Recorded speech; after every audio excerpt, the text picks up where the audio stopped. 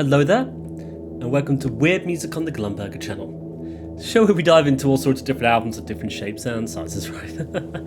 So, in today's episode, we're going to be taking a dive into a solo release by one of my favourite musicians for one of my favourite bands, of course, right? So, anybody who has kept up with the Swans videos in the Weird Music playlist probably knows that I'm a huge fan of the one and only Norman Westberg, right? There's something about his approach to guitar playing, it just results in something I find to be truly fascinating, you know? Just this musician who's able to weave this tapestry of textures from guitars, loops, pedals, and it results in music that just straddles the lines between bludgeoning, just levels of intensity, but then it also navigates towards ethereal ambience as well. Very interesting, and I'm very excited to finally be discussing a solo released by the one and only Norman Westberg, so let's crack on. Today, I present The Almost Quiet by Norman Westberg.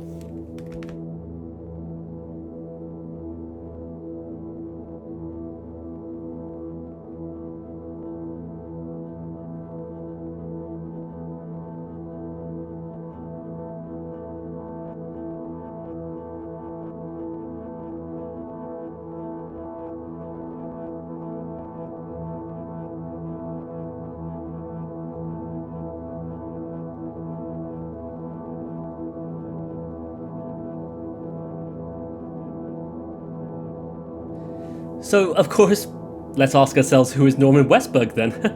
Well, if you're here, you probably know already. But Norman Westberg is a guitarist from Detroit, known best for his work as the guitarist for Swans, right?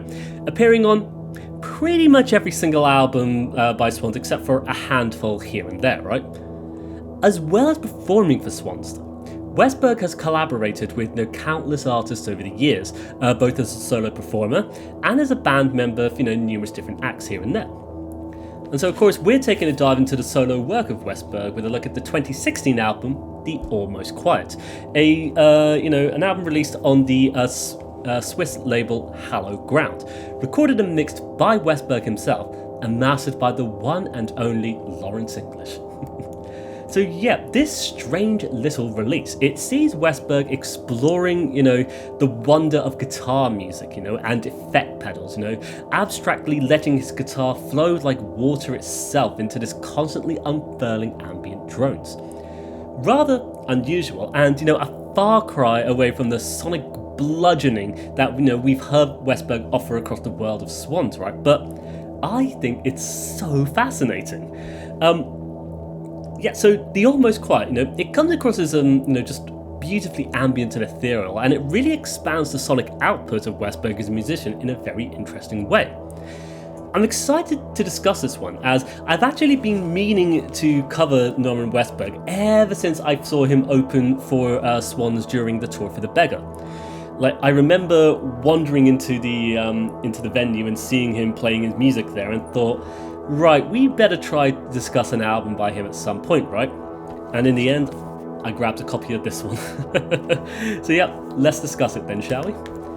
So opening up with the title track of The Almost Quiet, from the silence just emerges pure sustained drones, Westberg's guitar just holding onto this faint instance of a note that resonates in the very space for such a beautifully long time, it feels.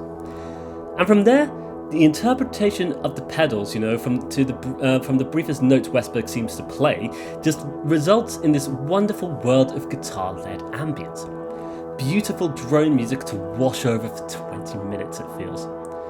Very cool, and just the wonderfully brilliant echoing effect of the ambient-led guitar tones, it just seems to expand certain instances of the instruments in amazingly unusual ways. It seems to just resonate and evolve before our very eyes. It all just occurs along, the ever-present push of drone music sending us flying across the stratosphere of the composition itself. I think there's something quite neat going on here with what's happening, with Westberg really creating some unusual sounds from his setup, creating an oddly immersive drone set that sends you spinning through the cosmos. A kind of living, breathing entity sourced at the center of all those drones, expanding with the rise and fall of the music itself, one that's always evolving and changing with so many different effects as as it's all just pulled through the effects pedals, or even just a certain note that starts to emanate from the guitar itself. It all just abstractly evolves into just this, this echoing ripple effect, perhaps. And it's very strange, sometimes delving into pure abstraction, but it always finds time to bring it right back to that hypnotizing, resonating vibration of pure drones. To me, it's classical experimentation of the guitar and your effects pedals, kind of playing one kind of source note and sending it through a deluge of delay effects and echoing effects as you turn it up, stretch it longer and longer, and let it just go round and round and round, essentially. At least, I would assume so. But what ends up happening is, this gorgeous interplay between the two interactions, with Westberg conjuring this really immersive drone track as a result, And at times, it's perhaps rather unsettling and uncomfortable, as though our journeying to this quiet, desolate place had been met with something perhaps very incomprehensible. Truly immersive drone music, I think, and it captures the sense of becoming truly untethered by your own musical performance, it feels, immersing yourself in the ebb and pull effect that starts to resonate, your own very being, it feels, as a listener. But yeah, even as so dark and uncomfortable, this desolate landscape, there's something so just fascinating about it as well. And, it's interesting because I just love drone music that has that weird physical effect when you hear it, and it's something that my body just seems to enjoy responding to when I hear music. Hearing this and hearing it here, it particularly captured that sense of fascination, I suppose. It's hard not to become immersed in the ever-evolving layers of music, right? But it's weirdly wonderful as well, being pulling such a myriad of tones and instances that it all occurs. This constantly vibrating, shifting grayscale landscape. One that only seems to come into focus when Westberg starts this unusual tennis game of guitar tones, sending those little brief performances that start navigating through those echoing delay effects again. And perhaps, there's moments of brevity against the rather depressing existential backdrop the entire composition has, conjured up so far. Just the way it kind of relaxes you when he throws new instances into there. Very cool. And just, this continually evolving and changing the more it all occurs, and still capturing the sweet spot of being immersive drone music as well, navigating somber existentialness to depressing lows to strange levels of self-awareness at times, when the particulars of the music just come through in very odd resonating ways. I think it's a very cool composition, and something really neat that Westberg was able to capture in this particular performance for this release. And this wonderful experimentation of guitars and effects. I remember being excited to listen to this release after grabbing the copy at the Swans gig in London during the Beggar tour.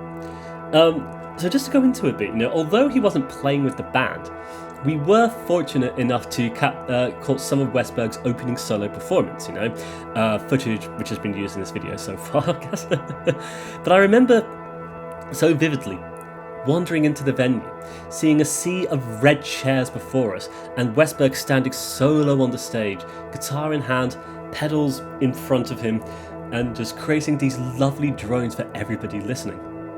Super cool stuff, and I'm so glad I got to see some of his solo performance, because as you know, he's one of my favourite members of Swans, if you hadn't known that. But it's why I wanted to cover this album though, because it's become a nice moment of that actual gig was seeing that, and I wanted to kind of celebrate it by reviewing the album I picked up while watching it, right?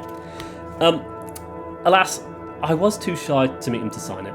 Huge regret, but it is what it is. I am in person a very shy individual who's not very good at talking to people in these ways, but doesn't matter, because I adore the music and what I get from the music, of course, and having this strangely delightful, enigmatic release of my physical CD collection, I think it's awesome. A set of ambient jams from the sonic guitarist of Swans. How amazing. And it was so cool, seeing, both in that live setting and on this album, seeing that kind of, softer, drony side to Westberg.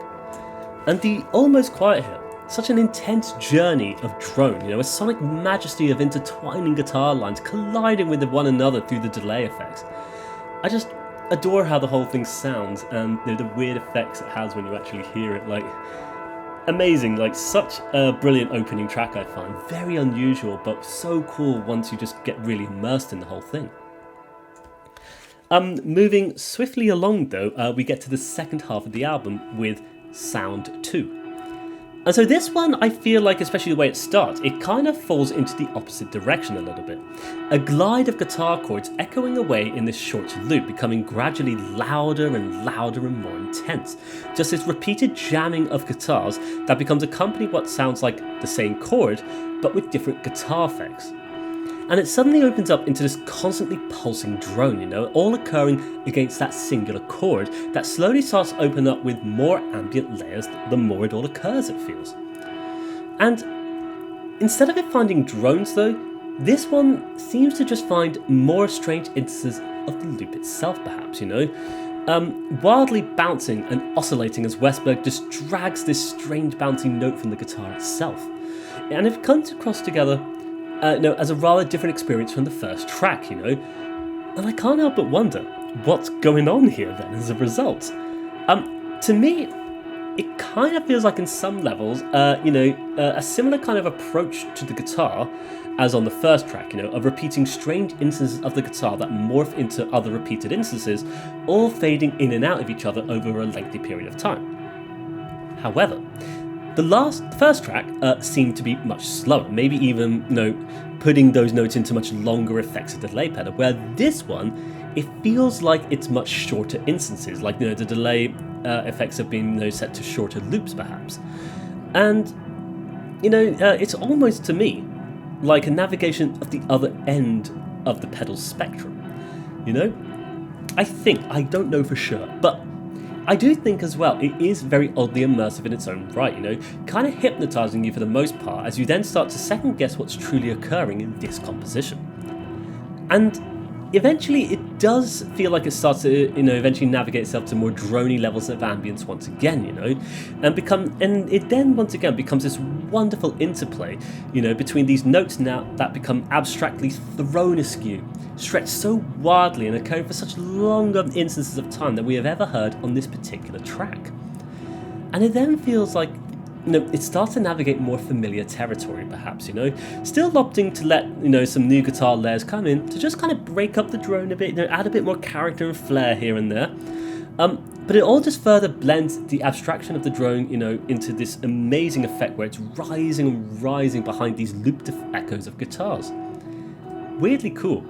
And I adore, the timbre palette that Westberg opts for this one, pulling some really delightfully existential tones from his guitar, as he just continues to improvise. Discovering the full spectrum of those delay pedals effects, it feels, and letting it all just fall into pure abstraction, Like, I think this one is perhaps a little bit more challenging than the first track in some respects, right? Especially when midway, you kind of get a very unusual sample of sorts that seems to, it just adds something very weird in it. Like, it's very unusual, and for the video I'll try edit in so we can see what's going on here, but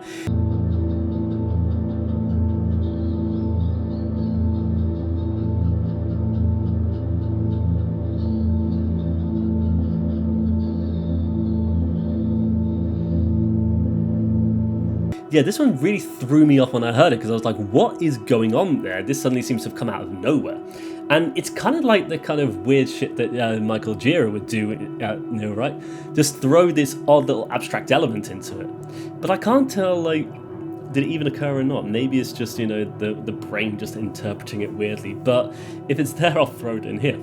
But in any case, it occurs briefly before falling into another resonating spectral blossom of guitars, caught in those delays once again, another ebb and pull from droning notes to occurring notes, it feels. Very cool, and once again, much like that first track, it's just so delightful to just get lost within and experience the whole breadth of. So, I do think this is definitely quite a cool thing to spend a bit of time with, I always knew that getting this CD that we'd be likely to review it someday on the show, hence why I wanted to get footage of Norman Westberg playing to use in this very video to then talk about the kind of music that he makes. And this strange little release, it just shows a master of the guitar, exploring his craft of experimenting with the instrument and its effects and essentially seeing what happens, right? And for Westberg, it results in something so cool and ambient, so sonically different from the kind of things we've heard in his work with Swans. Like, to be fair, it's sometimes hard to know exactly what he's doing in Swans anyway. Adding to the sonic disturbance with his unique approach to the guitar, it seems. But genuinely, I find that the music of Swans tends to sort of lack that extra little oomph when Westberg is absent from the recordings. This is something that will come up in the review for Love of Life. I don't know if it's out now or will be coming out, but we'll talk about it a bit there as well. But, it's odd because, Westberg, to me, he just seems to add to the sonic palette, the sound, in a way that makes it much more sonically captivating for me, whether it be a performance of something brutal or punishing, or whether it be through the experimentation of loops and ambience. And even if I can't tell exactly what he's doing, you can kind of feel when he's not there. It just doesn't have that kind of extra energy and stuff. But it's just what I get from the band though, and it's one of my favourite things about Swans, and it certainly fascinated me, hearing his solo work, both on this album and in the live context for opening for Swans, right? It showcases to me somebody who's interested in all facets of the guitar and how it can produce, a myriad of textures and tones and how it can all be utilised into production of so many different kinds of music and different kinds of albums, And it's perhaps what makes, the band of Swans so interesting to me, the knowledge that the various musicians, and in this case Westberg of course, is hardly limited by singular genres, but instead untethered when it comes to approaching the instrument and covering their capability to experimentation and utilising it in a number of different ways. Like, this is something that comes across in so many members when it comes to Swans, and if we have time, we'll try cover more of the various artists that have been involved in the band, and maybe some work by Christoph Hahn, or maybe some of Chris Pradovich's previous work, right? But we will see.